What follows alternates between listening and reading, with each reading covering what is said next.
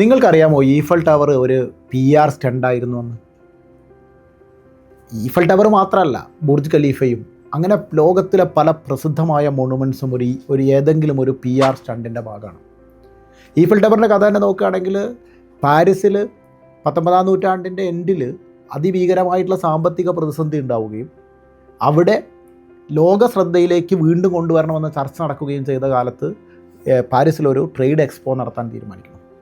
ഈ ട്രേഡ് എക്സ്പോയുടെ ഭാഗമായിട്ട് വളരെ വ്യത്യസ്തമായ എന്തെങ്കിലും ഉണ്ടാക്കണമെന്ന ആശയം ചോദിച്ചിട്ട് നടത്തിയ കോമ്പറ്റീഷനിൽ നിന്ന് ഈഫൽ എന്ന മനുഷ്യൻ കൊടുത്തൊരു ഐഡിയ ആയിരുന്നു ഇരുമ്പ് കൊണ്ടുണ്ടാക്കിയ ഒരു കെട്ടിടം എന്നുള്ള ഐഡിയ. സത്യത്തിൽ ആ എക്സ്പോ കഴിഞ്ഞ് പൊളിച്ചു മാറ്റാൻ വെച്ചിരുന്ന ഒരു കെട്ടിടമായിരുന്നു ഈഫൽ ടവർ. ഈഫൽ ടവറിൻ്റെ വിഭാവനം ചെയ്ത് ആശയം പുറത്തു വന്നു കഴിഞ്ഞ കാലത്ത് ലോകത്തിലെ പ്രസിദ്ധരായിട്ടുള്ള പല ആർട്ടിസ്റ്റുകളും അതിനെ അതിഭീകരമായിട്ട് എതിർക്കുന്നുണ്ട്. പക്ഷേ ആ ട്രേഡ് എക്സ്പോയ്ക്ക് ശേഷം കിട്ടിയ പബ്ലിസിറ്റി, അതിൻ്റെ PR സ്റ്റണ്ട് വലിയ മാറ്റമാണ് പാരീസിനുണ്ടാക്കിയത്. സോ ഈഫൽ ടവർ പോലെ വളരെ ലോകത്തിലെ ഏറ്റവും വലിയ അത്ഭുതകരമായൊരു കെട്ടിടം PR വേണ്ടി മാത്രം ഉണ്ടാക്കാൻ സ്പെൻഡ് ചെയ്യുന്ന മാനസികാവസ്ഥയെ നിങ്ങൾ എന്താ വിളിക്കുക? നിങ്ങൾ എത്രത്തോളം PR വേണ്ടിയിട്ട് സ്പെൻഡ് ചെയ്തിട്ടുണ്ട് എന്ന് ചിന്തിക്കേണ്ടത് അവിടെയാണ്.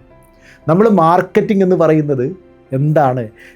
പരസ്യം കൊടുക്കുക, നിങ്ങളൊരു ലീഡ് കൊടുക്കുക മാത്രമല്ല, അതിലേക്ക് ആളുകളെ അട്രാക്റ്റ് ചെയ്യുന്ന രീതിയിൽ വ്യത്യസ്തമായി ചെയ്യാം എന്ന് ചിന്തിക്കുന്നിടത്താണ് ഈ PR ഒരു പ്രസക്തി നിലനിൽക്കുന്നത്. PR എന്ന് പറയുന്നത് ഒരു പ്രസ് റിലീസ് ഉണ്ടാക്കിയിട്ട് അത് പത്രത്തിൽ പബ്ലിഷ് ചെയ്യുന്ന ഒരു സാധനമല്ല. അതിനൊരു സാധനം ക്രിയേറ്റ് ചെയ്ത് അതിലേക്ക് ആളുകളുടെ ശ്രദ്ധയെ കൊണ്ടുവരുന്നതിനെയാണ് നമ്മൾ PR എന്ന് പറയുന്നത്. അത് ഓട്ടോമാറ്റിക്കായിട്ട് ഓർഗാനിക്കായിട്ട് സ്റ്റോറി ഉണ്ടാവുന്നതിനെയാണ് നമ്മൾ PR എന്ന് പറയുന്നത്. അപ്പോൾ PR വേണ്ടിയിട്ട് നമ്മൾ പ്ലാൻ ചെയ്യണം. ഇപ്പോൾ ബുർജ് ഖലീഫ വലിയ PR ദുബായ്ക്ക് ഉണ്ടാക്കി കൊടുത്തിട്ടുണ്ട്, വലിയ PR. ഇപ്പം നിയോണിൻ്റെ നിയോൺ എന്ന കമ്പനി ഉണ്ടാക്കിയ സൗദി അറേബ്യയിലെ വലിയ പ്രൊജക്റ്റുകൾ ആണ് സൗദി അറേബ്യയുടെ ബ്രാൻഡ് കഴിഞ്ഞ ഒരു 5 വർഷത്തിനുള്ളിൽ മാറ്റിമറിച്ചത്.